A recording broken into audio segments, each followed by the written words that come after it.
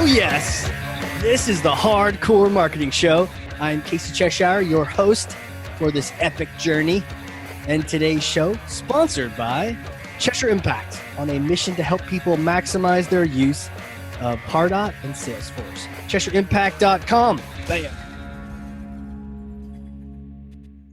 All right. Hey, we're live just like that. You click a button, magically, terabytes of data are being accumulated as we speak. This is going to be a good one. I'm really excited. Today's guest is not only a marketing leader, and we're going to talk marketing strategy and some tactics that she uses, but she's also a yogi and a yoga instructor. She has a passion for it. She's always practicing.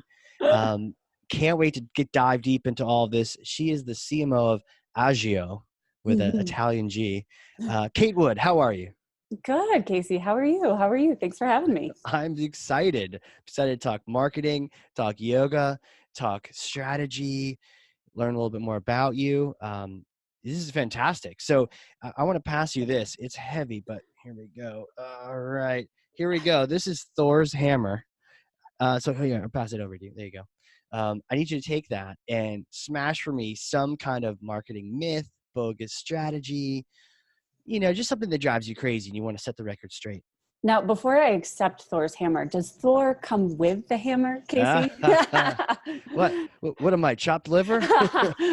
No, I will definitely take that hammer. And so I would say, for me, in my experience, the biggest myth is that you don't need big budgets and big teams to accomplish a lot, right? So the myth is that you don't need that.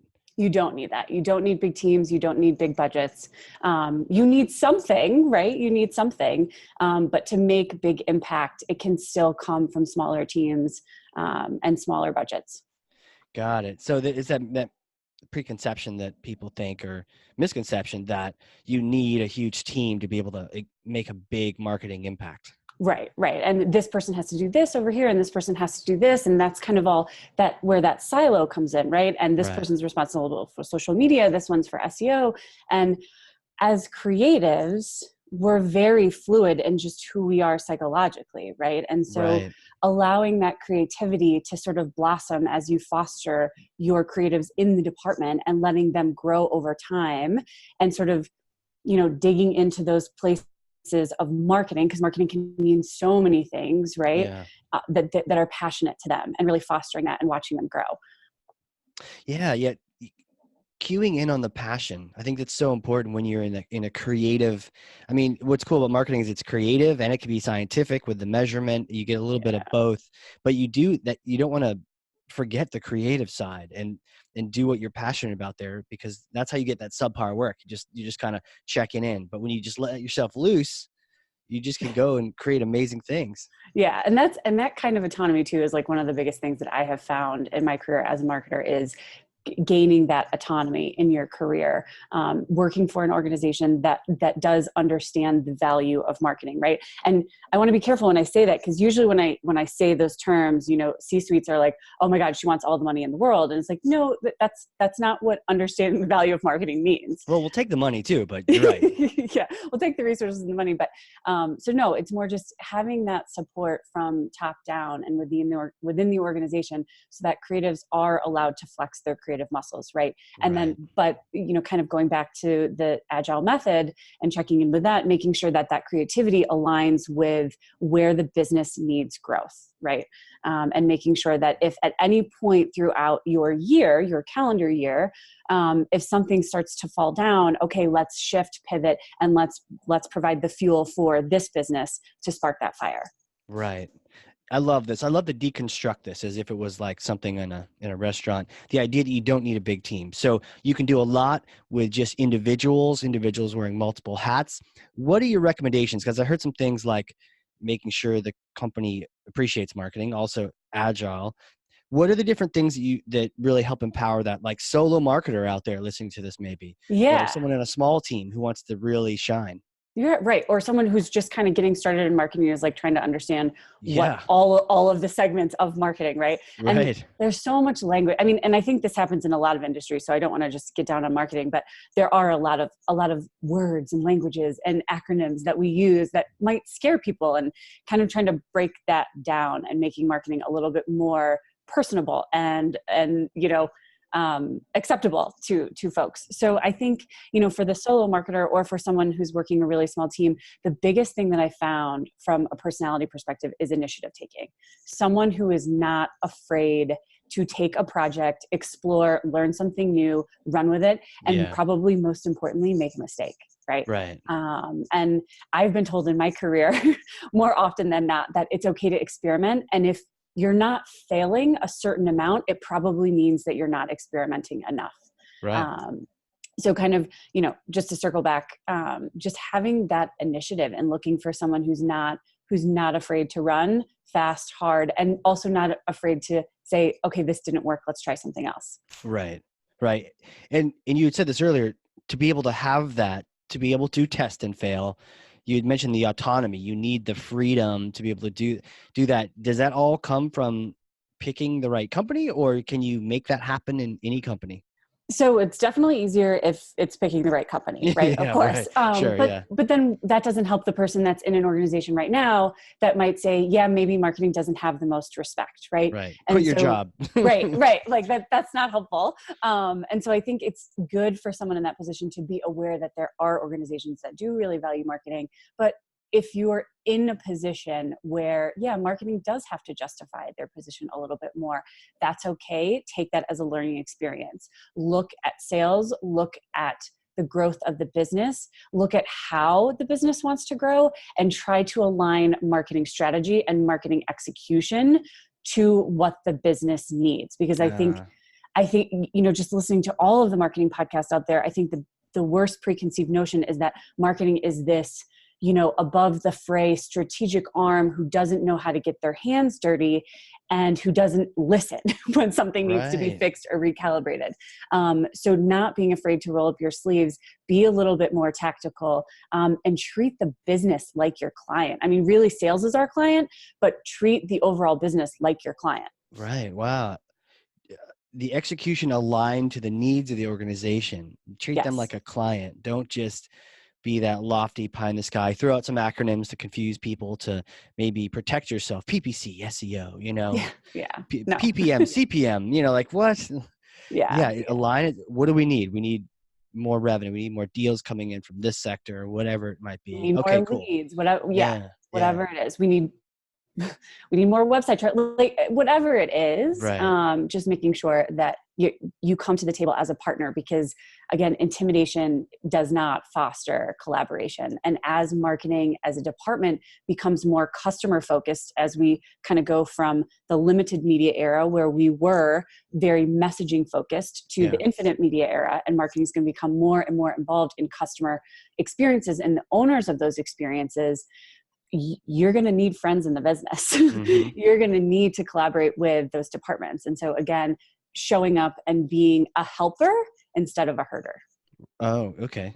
Instead of a herder or a herder? I think either way. Well, herder as in like hurt my feelings. Oh, right. Yeah. Help out, lend an arm. And you mentioned the justification too. And it makes so much sense. If you are aligning what you're doing to the organization and then you're reporting on that, that gives you that. If you don't have the freedom, you don't have the autonomy, that you start saying like, oh, you're helping out. Cool. And then if you happen to test a few things that really help out, oftentimes it's like, great, go do more of that. Well, I'm going to do a little experimentation over here. Okay, cool. We know you're doing this, we're on the same page, we're trying to the same goal. So it's not you just wasting money now. It's like you're actively trying to see if there's a way we can get more of that business the company's looking for. Yeah, absolutely. And when it comes to testing, because again, testing and experimentation, we get nervous, right? Because we don't know the outcome. And when humans have uncertainty in their lives, they get nervous.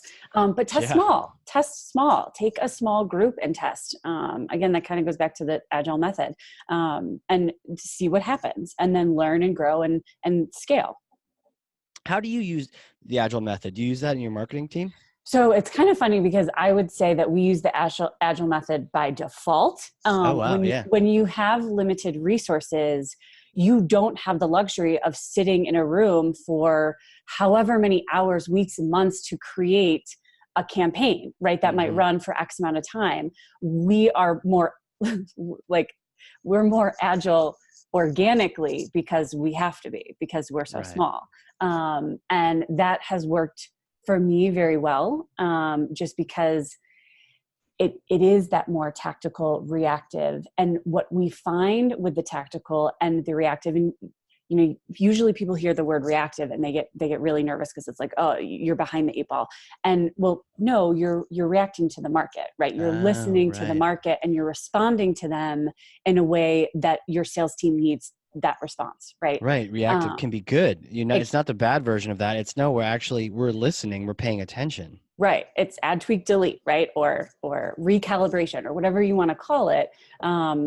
Making sure that you are in a position where if something isn't working, you can pivot and react to that. And so again, I would say that it's kind of been our default mechanism based Yeah. on our resources. But it's worked really, really well. Do you recommend like any team gets onto that? And if is there any sort of like the high level? I mean, do you need to go get a black belt, like a lean belt to enact agile in your company? Or I mean, what kind of just basic ways have you been using that maybe anyone could start today? Yeah, I mean, I think definitely not a black belt, right? Not about Yeah, right. definitely not about intimidation. But I think it's really about building and fostering those relationships with the departments internally, understanding if a certain department needs a certain level of marketing support. Because again, sales is your number one client, but you also have to be looking at the numbers of the business, right? And the different departments within that, what service is doing better than another, or what have you. Making sure those relationships are there so you can have those conversations and then understand what they need, right?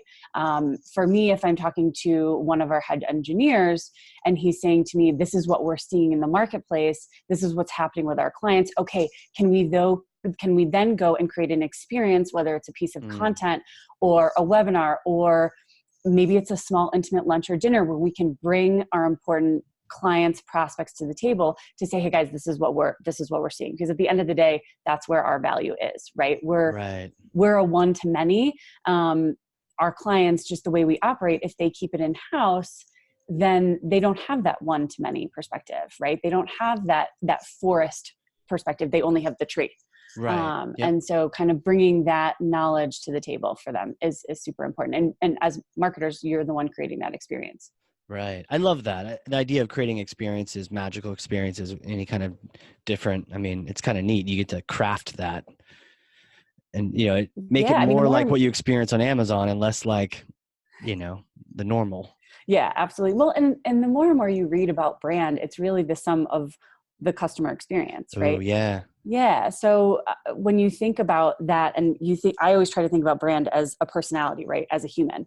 And so what you encounter humans that you're like, ooh, wow, that didn't feel good, or that interaction didn't feel good, Right. right? Yeah. And so as a brand, you are a collection of human beings. How Mm. do you then create a unified experience that feels good? Because we know, I think Seth Godin said, human beings are 94% irrational. But another way of saying irrational is emotional. And everybody knows, like you've heard it a million times, human beings make decisions based off of emotion. So how, as a brand, do you create a Right. positive emotional experience overall? Right. And then later on backtrack and try to justify it with metrics and all sorts of Of things. course. Yeah. Let's measure emotion. Please do. It's like, why did you sign up for these guys? They have all the right ROI calculators, honestly. No, it's like it was cool, and I couldn't wait to use this myself. And Yeah. yeah, absolutely. That's so interesting. 94% irrational, but I Right. love that connection to emotional because we think of irrational being like a negative thing, but then when you think of emotional, you know, cry at a movie, okay, it's not necessarily a bad thing Yeah. to be emotional. Just And it's go with it. it's just how humans are hardwired, and that's just, it is what it is. And so let's work with that. Let's let emotion be a powerful tool Yeah. rather than a negative. Right. Could you imagine doing B2B sales on like the Vulcan planet where everyone's logical, like 94% logical and 6% emotional?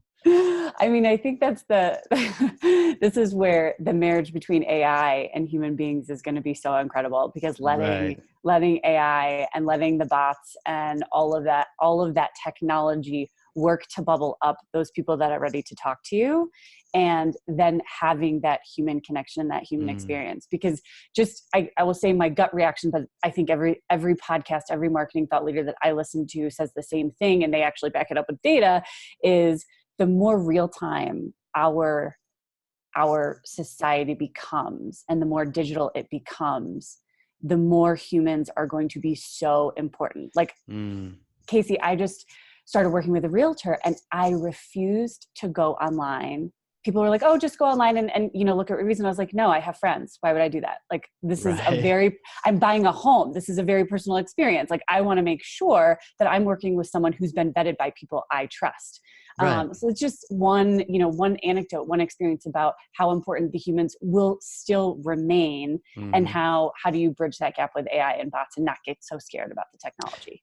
Right. And I could see AI just self-imploding when they're like, okay, we've done the calculations. Technically, this leads to the most success, but it's like, why? And it's like, I don't understand. Why are these humans making these 94% decisions? Like, it doesn't make any sense. They just blow up, the mainframe just disintegrates. But you mentioned, the realtor experience, and that reminded me, I was shopping around recently for trying to pick a guide service because I want to climb Mount Kilimanjaro next year. Oh man. And Can I come? have you done it? I have not, but You can want I to go? come? Yeah, Yeah, you want to go? totes. Okay, I'll send you details. Yeah. So I'm like shopping around for the right guide service because they can make or break that experience, Oh You yeah. don't want to go cheap because people No. are cutting corners, your safety's in line, and who knows what happens.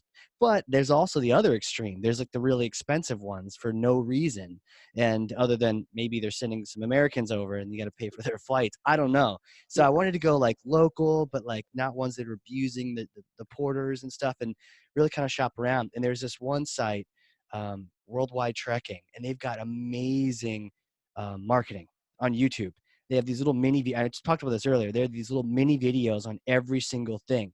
But when it came down to it, I think the group I'm going with was someone where, and I put it on Facebook, hey, who's done this? And inevitably there's some friends that have, Yes. and a couple of them, one recommended the super expensive one. I was like, okay, I'm glad you've got money to just throw Yeah. around. But this other person said, hey, these guys, I went with them. They're great. Recommend it. And I was like, okay, she lived and she recommends them. Let me go check them She out. lived. And I like what I saw on the website, and the price was right in the middle of the pack as opposed to really expensive.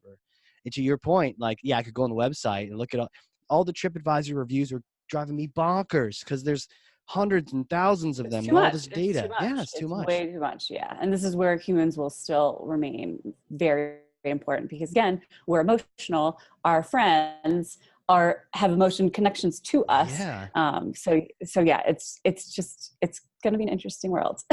Right. But it's so key that you bring that up, and I guess it makes you feel good as a human saying, well, even as this tech gets better, it's there's all this AI in there, but at the same time, the more that one-to-one communication, like I even see chat coming back for B2B. It's been in the B2C world for a while. Hey, can I get free shipping? Hey, I have an issue adding to this to my cart. Great, take care of it. But on the B2B world, adding chat, like a lot of times in marketing, we don't want to talk to people. We're like, no, fill out my form. Someone will deal with you later. But be able to talk to them like right now, things are like getting shifted, changed around. Yeah, and it's I think it was Matt Sweezy, and I don't know if he said it on your podcast or your Oh interview, yeah, but yeah. I think it was on his podcast, and he said less than 1% of marketers ever pick up a phone and call their client base and Right. ask them questions about anything, let alone the customer experience.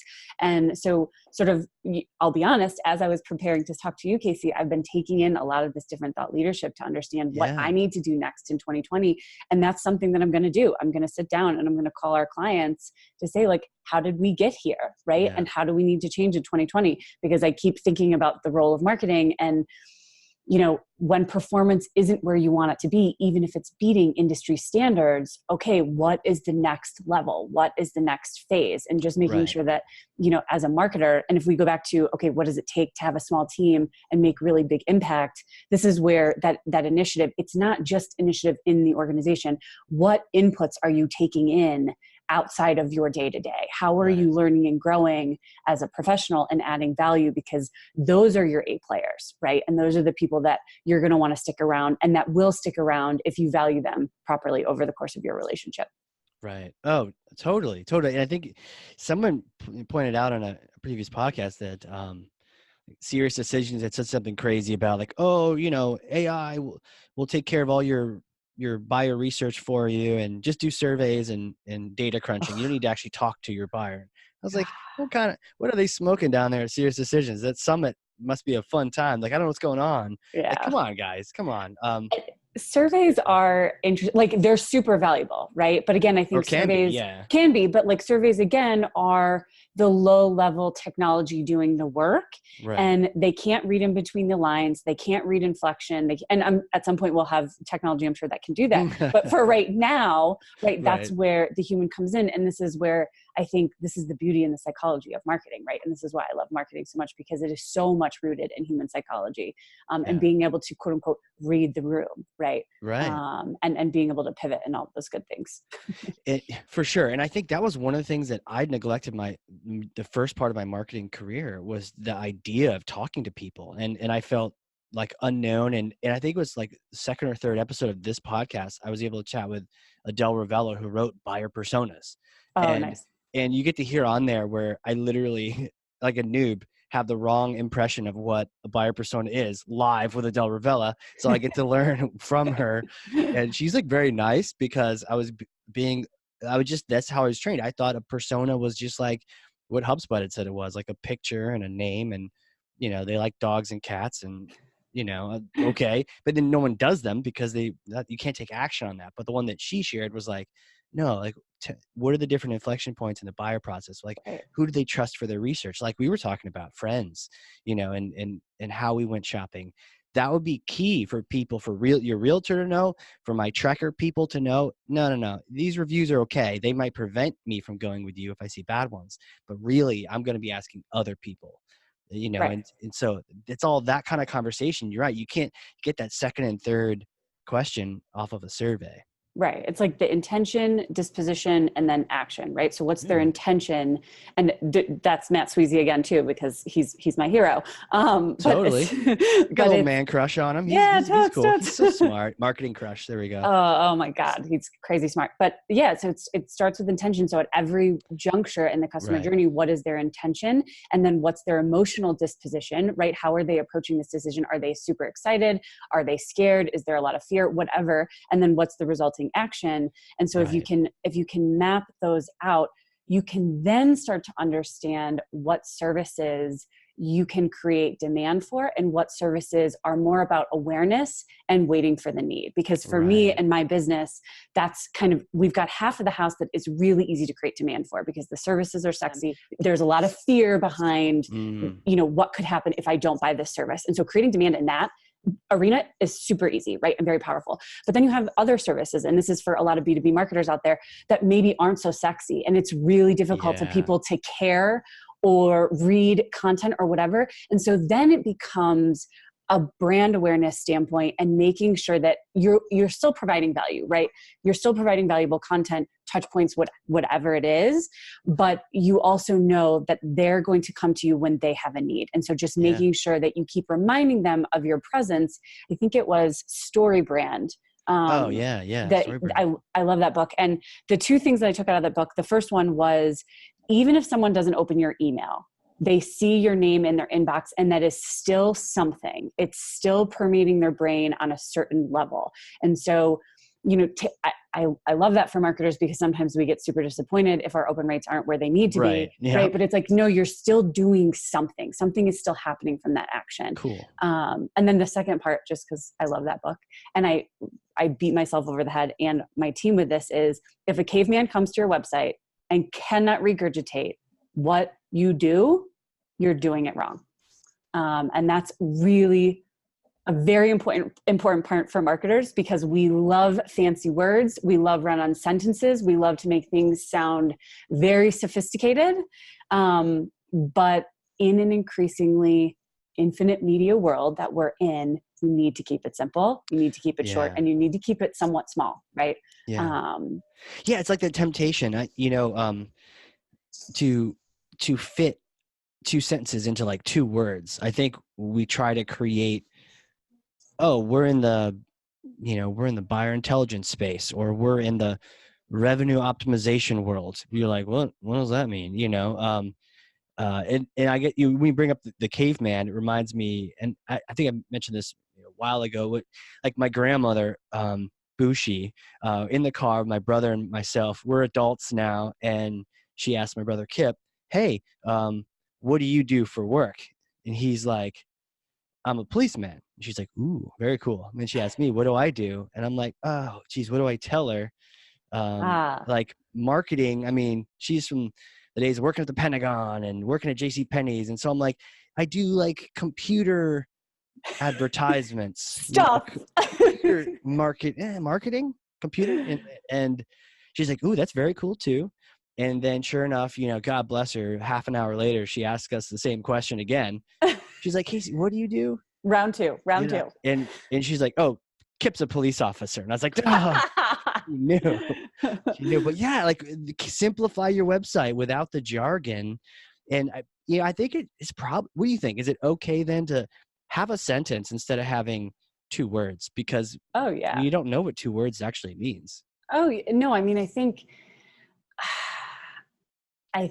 a lot of brands, again, it comes like human experience, all that good stuff. But then when you're defining a brand up front, what is your contribution to society? That Yeah. sounds really pie in the sky, but it's actually really important. And if you listen to any of the important brands out there and why they succeed, it's because they have a higher vision for what they want to achieve. And it's a higher good. It's a higher social good than just bringing revenue in the door, right? Just pushing the product that they have in their portfolio.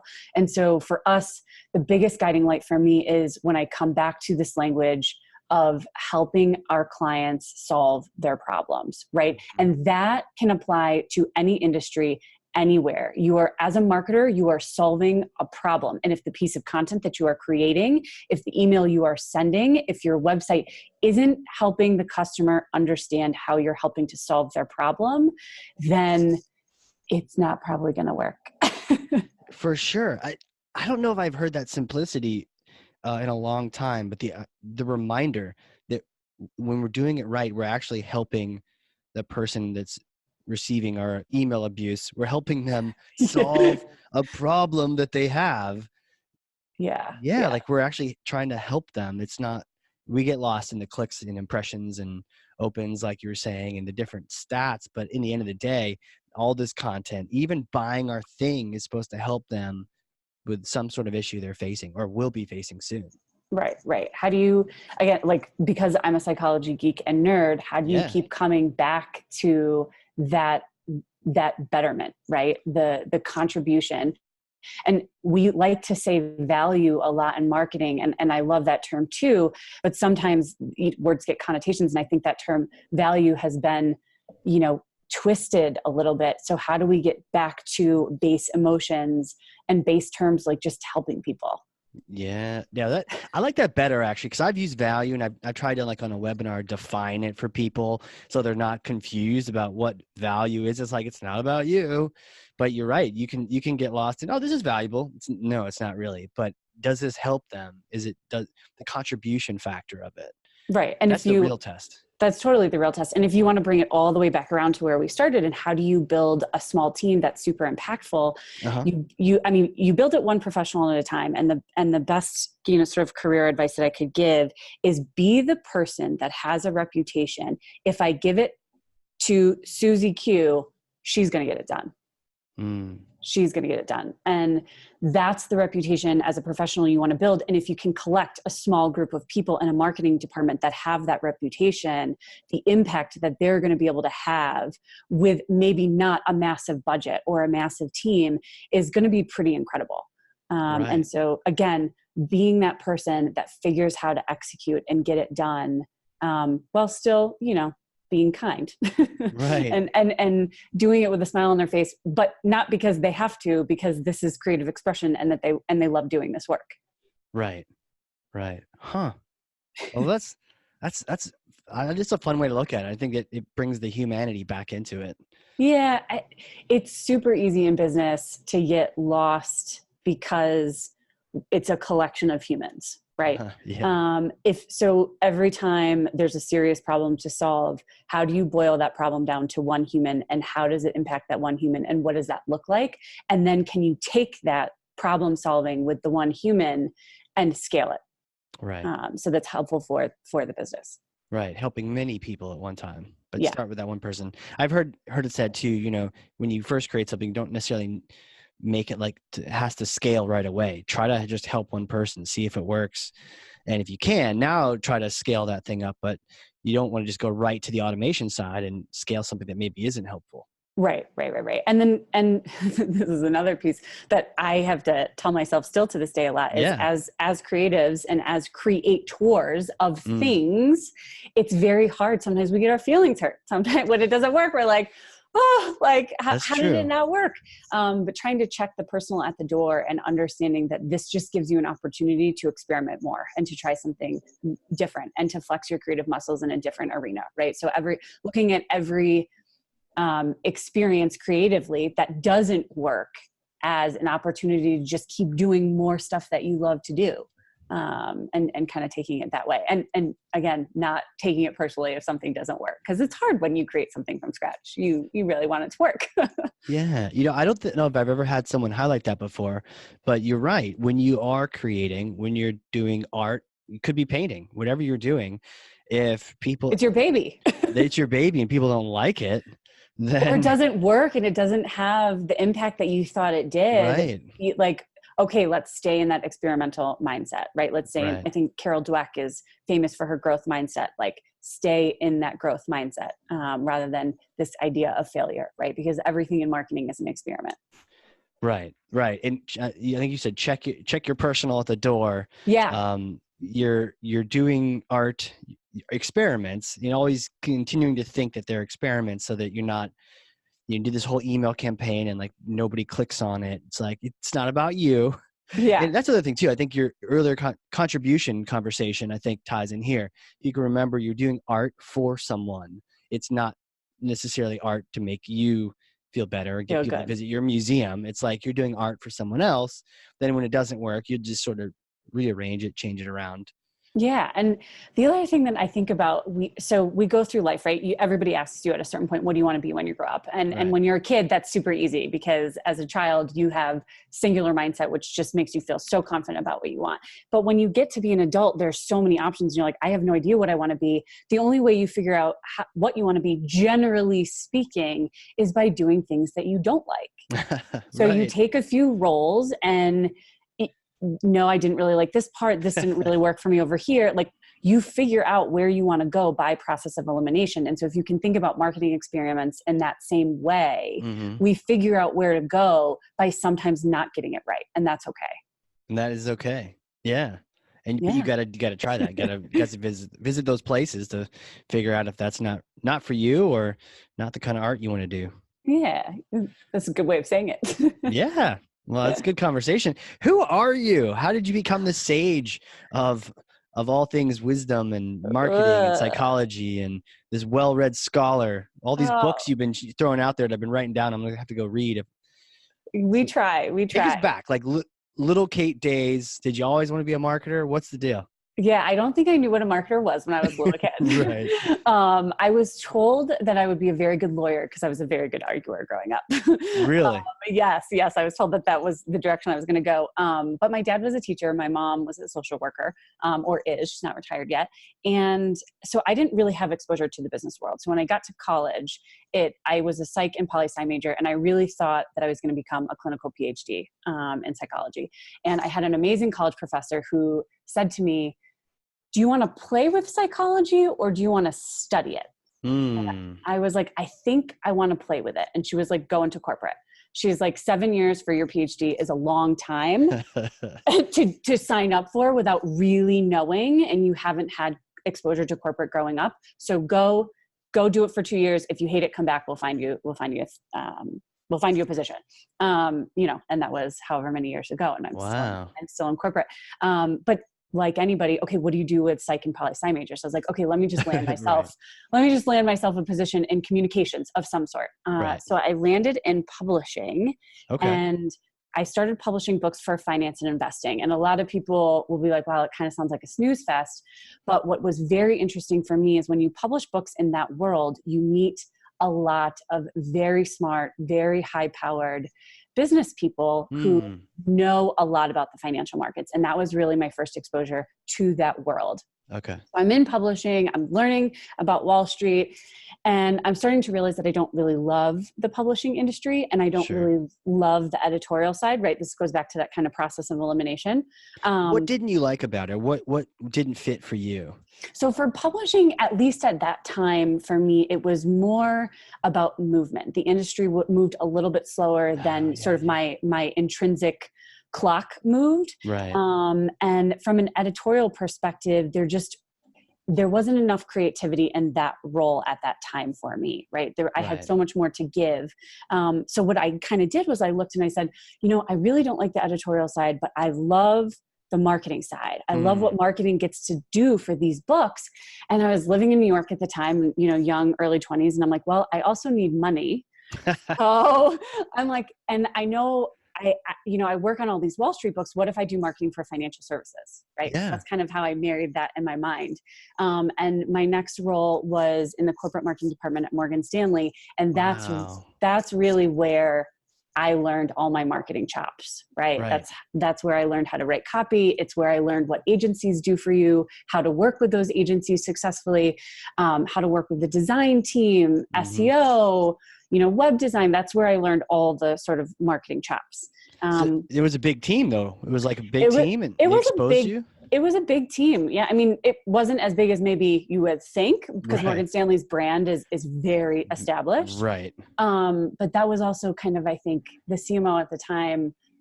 She was actually an alumni of my alma mater as well. And I looked at her and I kind of said, I want to be like her one day. Right. Yeah. Like I think I want to be CMO one day. And this is the track.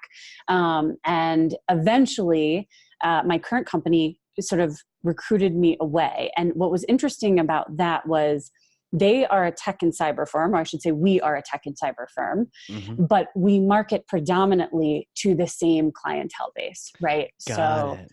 Alternative investments, which is a fancy way of saying private equity, hedge funds, venture capital, asset managers, right? Sure. And what a lot of financial services marketers will tell you is it's really tough to market to that space and you really have to experience. So I think my current company maybe took a risk and said, we're going to bet that she can learn how to market cyber and tech, and we're going to have faith because she really knows how to market to this audience. Right. You knew the audience. That's so smart of them to realize, okay, it doesn't matter what you were selling. It's not the product. It's the fact that you had spent so much time interfacing with that audience. Right. And that buyer persona, quote unquote, right? Sure. Yeah. And understanding how they think, how they work, how they like to be spoken to, what is valuable to them, that kind of thing. So yeah. And it's been a long run. I've been with my current company for a little over 6.5 years. That's awesome. I mean, these days people are always moving, or a lot of people are moving. What's kept you there? Like what, I mean, longevity probably is tied into like the team being so good. Yeah. So I would definitely say that it starts with the top for me, the belief and support from our CEO that there is value in marketing and branding. And when someone believes in what you do, it makes your job a lot easier. And so his belief in the power of what marketing and branding can do for a company, and then the autonomy that comes with that for creative expression, right? So that's really, I think, what's kept me here and elevating that, because in a lot of organizations, sometimes marketing, they're in the back closet and they don't really do much or whatever it might be, but elevating the work that we do and making sure that people understand it, and giving me a platform to also dumb it down sometimes so people can grasp what we're doing, right? Marketing isn't just pretty pictures. Right. There is a science behind brand and all those good things. So I would say that's definitely that's kind of been what has kept me around and the ability to grow and evolve and take that initiative. And what's really cool, Casey, is my other teammates have been with the firm for 5.5 years. Wow. So like we have a very strong, I guess you could say, employee retention. Right. And you've been able to gel together. And so instead of spending a lot of cycles on getting to know you and figuring out how you work, you can just get things done. Right. And I mean, and that may change, right? Like everybody moves on at some point, and we love to see that growth as well. But I will be the first person to admit that a lot of my teammates sometimes will check me and say, okay, Kate, you're running too fast. Like let's take a step back. What's the purpose of this piece? Who's the audience, whatever. And recognizing the different strengths that my different colleagues have and allowing them to check me when I need to be checked or remind me of things, and not being sort of that authoritarian dictator. Right. Oh, for sure. Yeah. Then you walk off a cliff. Right. They're like, well, we would tell you, but you would yell at us. So yeah. enjoy the fall. Yeah, no, it's good, right? To get that feedback from people and to be in a team that can respect each other, but at the same time, you also respect their feedback. And like, okay, I am going a little fast here. Let me take a step back, make sure I'm focused on what needs to happen here. Yeah. Like I can tell you that I personally I'm quote unquote a runner. I like to run really fast and hard. And my CEO jokes with me. He's like, you're probably one of the only people in the company that I need to tell to slow down. Yeah. But what happens when you run that fast is, sometimes you run in a direction that you didn't even actually choose yourself deliberately. And so my other colleague, my creative director, is amazing at strategic thought, and she will halt me in my foot tracks. And then my other colleague, who's our senior designer, she's amazing at picking up everything that is said between human beings in a meeting. And she's like, guys, what about this over here? What about this over here? We forgot about this. And so again, everybody has sort of their natural inclination or natural disposition in life, and learning how to work with that, especially because if you are a small team, you need all of those assets. You need all those personality assets to come out and work for you and not against you. It sounds like you build a really cool team around you. They are awesome. It's like as you describing that, I was like, wow. I mean, a lot of people don't necessarily have that, and they're probably a little jelly right now about it. And but I could even see being a fly on the wall, be like, hey, Kate, let me sneak into your conference room and just listen to your team, just kind of like interacting, and everyone's appreciated and they're putting in their passion into the right situation. That's really cool. Yeah, there was a book that I read a long time ago, and a mentor gave it to me, and it was How the World Sees You. And I can't remember the author, but what she says in the book was so interesting. And she's like, generally people hire mini-me's, right? Because we like people like us, right? We look around at our friends groups, and usually our friends are a lot like us, and that totally makes sense. But when it comes to relationships with employees and hiring employees, you don't want a mini-me. You want someone who is different than you. Someone who's still likable and who you still want to have a drink with after work, right?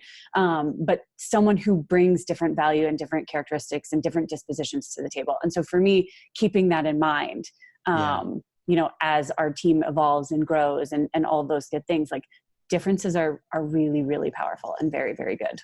For sure they are. I mean, like the COO, the GM here at Cheshire Impact, totally different than I am, but in an amazing way. Even our conversations when we both interview a new candidate, it's different, but that's good. Like you want it that way. You, like everything that I'm not is exactly what he needs to be, and it's fantastic, right? So it's like, and then you can tell, and you then also have to pause and say, okay, well, he's not necessarily going to react how I would predict, but that doesn't mean he does or doesn't like this. We just need to understand we probably have different ways of acting and reacting. I might be like, hooray, and so it just understanding that, but then also respecting the fact that people bring things to the table.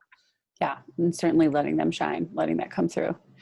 Do you see yourself using any of that poli-sci or that psych in your marketing? I know you mentioned it one other time before. I don't know if that kind of trickles in. It seems like it was probably a passion. Yeah, it totally trickles in, because for me, the funnest part of my job is getting to create messaging, positioning, and content that I think or getting them to click on something, right? How can I enter their life, because that's what an email is, or a phone call, or a white paper, or whatever it is. How can I enter their life in a way that gets them to engage with the value that we've created, right? The education that we've created.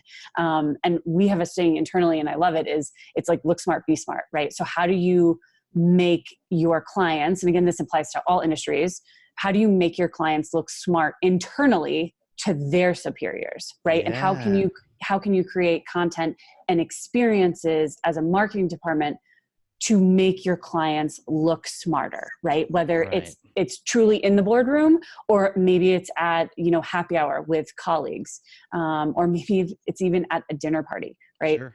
So how do you do that? And that's all about human psychology, the motivation behind your Right. clientele. And again, kind of going back to the buyer personas, at a very like holistic view, what is going to motivate them? Where are their emotions at a certain point?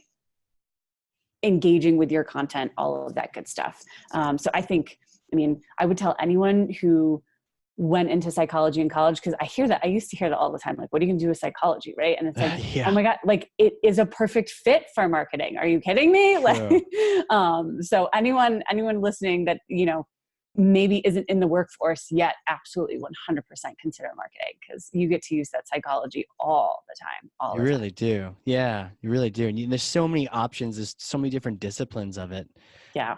It's such a wide variety. I don't know if there's any department that has more variety potential to it, just multiple disciplines. Oh, yeah. I mean, again, if you're at a big enough organization, you can have a marketing role that's just focused on SEO. You can have a marketing Right. role that's just focused on social media. Or you can just be a content marketer, right? You can just be an events marketer.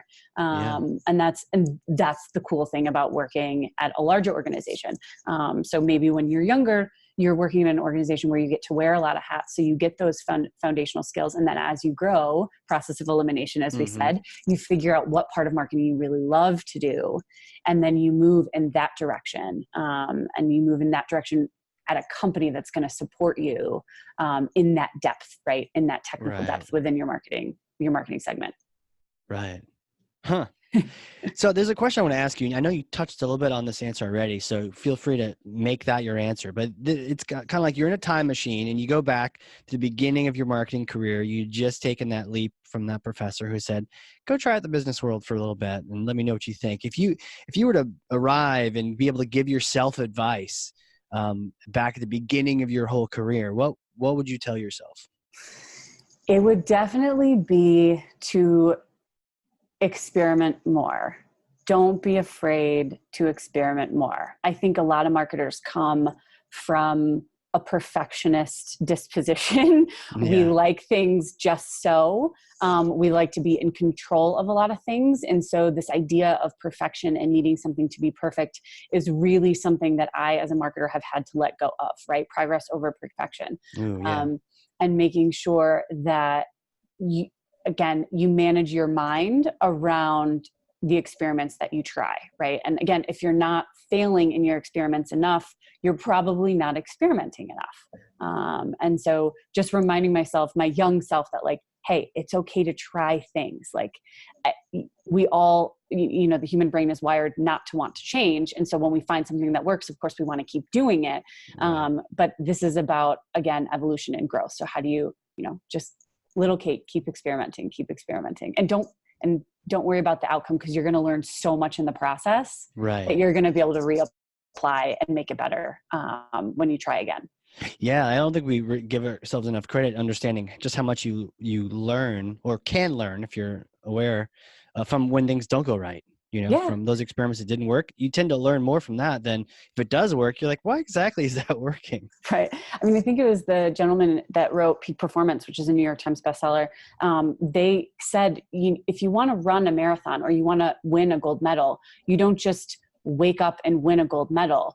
The process of practicing every day, and those athletes who did end up winning a gold medal cared more about the process of training every day and let go of the result. So when you can let go of the result and you can just put your heart and soul, all of your energy, all of your fuel as a human and as a professional into the process that you're trying to achieve, I promise you it will work out. Even if the results are not what you wanted, you have learned so much in that process that you will take those lessons and reapply them, and it will continue to work for you, and you will continue to grow and evolve. Right, for sure, and try new things.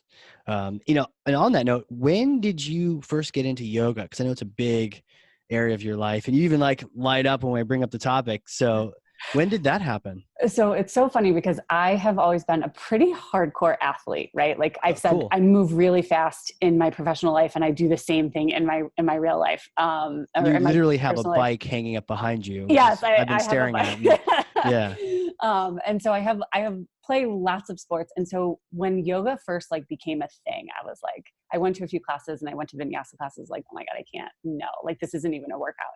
And then I found Bikram, which is, there's some controversial with Bikram, but it is a much more physical practice, and it's done in a super, super hot room, like 104 degrees, 40 to 60% humidity. And that kind of got me in love with yoga. And then once I have evolved as a human and I've found the ability and also the strength to slow down, if that makes any sense. Sure.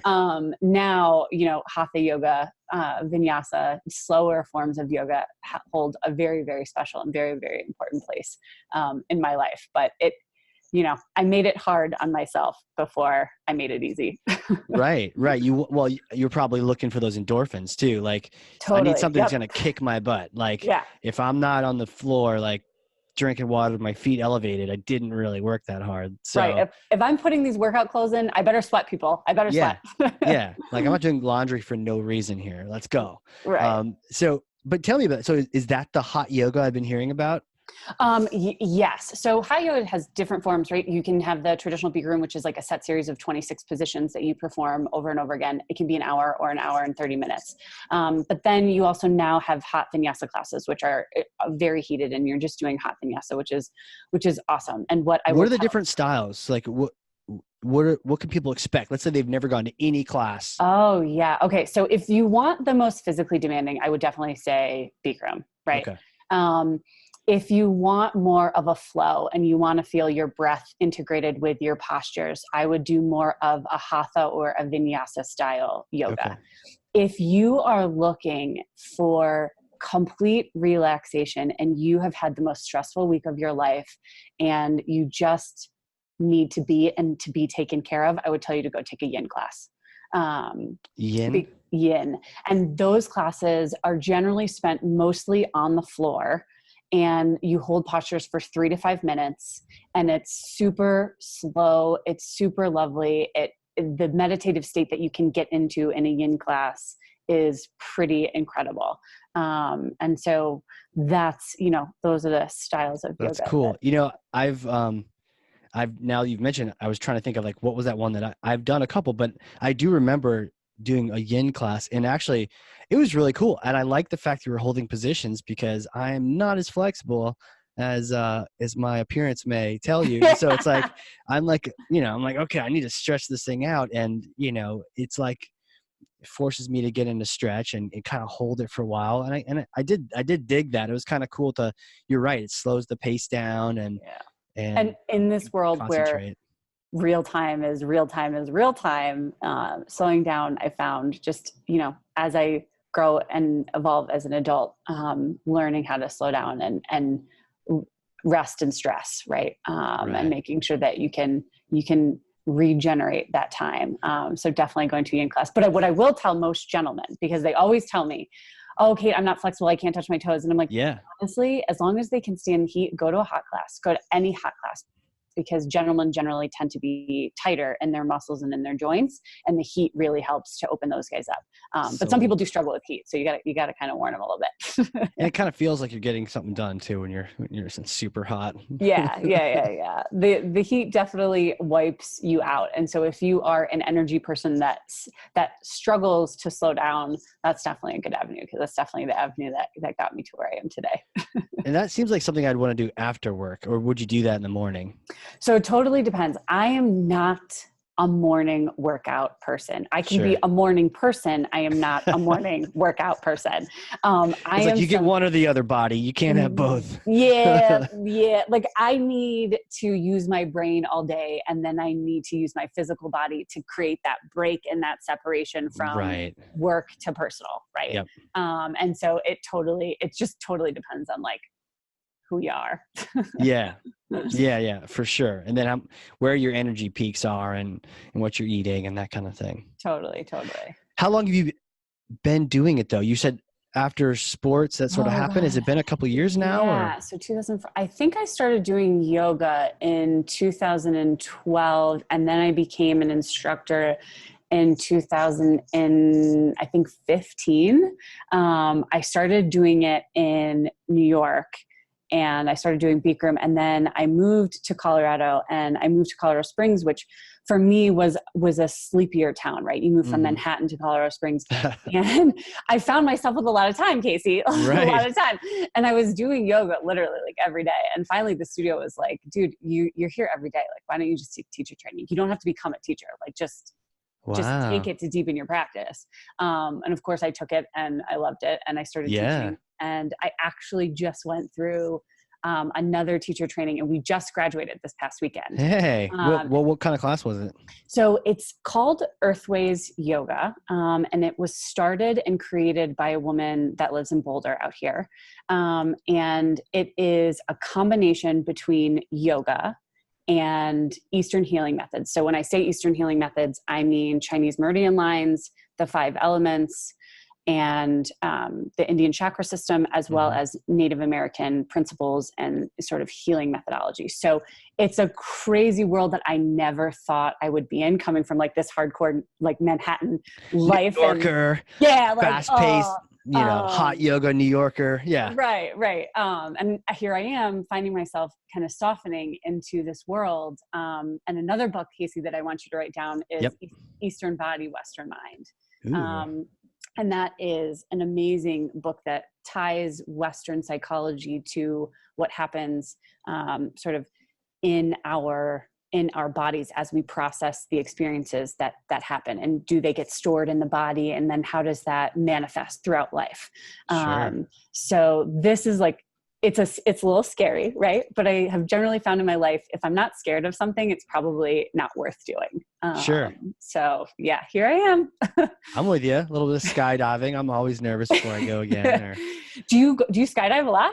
not lately, because you have to like the weather and your schedule and everything else Oh and stay yeah, current. But we have day jobs. yeah, it's kind of tricky. If I said yes, that means I'm probably cutting out for like a long lunch. But I'm kind of shifting the attention toward the mountain climbing, but to your point, Yeah, like some kind of challenge, some kind of adversity to right. overcome. Yeah. I mean, it's kind of how we're wired. Like, we love superhero movies for that reason, because there's the hero, and then there's the challenge and what they have to get through. And I think for me, and it sounds like for you too, physical activity is a similar story, right? Yeah. Yeah, just Challenge, new variety. Yeah. right. Yeah, for sure. Awesome.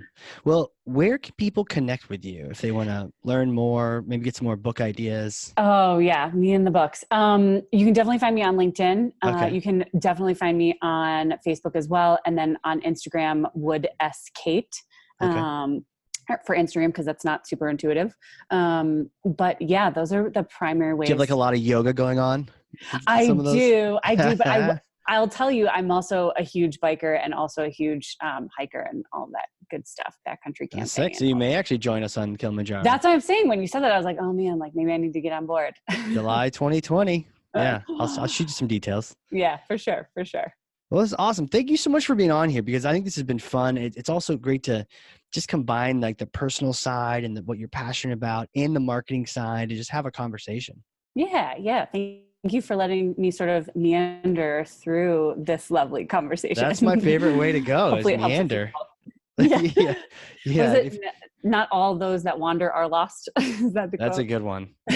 That describes the agenda of this podcast perfectly. Probably. Yeah. We're just going to let them go. Exactly. Just let them go. Keep rolling, guys. Keep rolling tape. Yeah, totally. Yeah. We'll edit it later. Yeah, right. Yeah. No, could you imagine if we edited it so it sounded cohesive and clear? It Oh, wouldn't be fun to listen to at all. that would be our perfection marketing Yes. coming out. Yeah. Make it It'd perfect. be so choppy. They'd have to chop every sentence. So Yeah. Oh boy. The movies do it way better. They do. We'll leave it to the movies. Yeah. But thank you again for being on here. This has been a blast. We'll have to have you back on here and check in, see how yoga's going, see if you do any more bike adventures. Yeah. Thank you so much for having me, Casey. It's been awesome. Awesome. Thank you. And for everyone else out there listening, if you learned something, and I know you did, because I literally have 2 pages of notes over here, then share this with someone else. Be a thought leader, even to one other person, two other people. Share this and pass along some of these books. Eastern Body, Western Mind. There's so many books here. Carol Dweck, so much stuff that we talked about today. So share this with someone else. Be a thought leader. And for everyone out there listening, this has been the Hardcore Marketing Show. We'll catch y'all next time.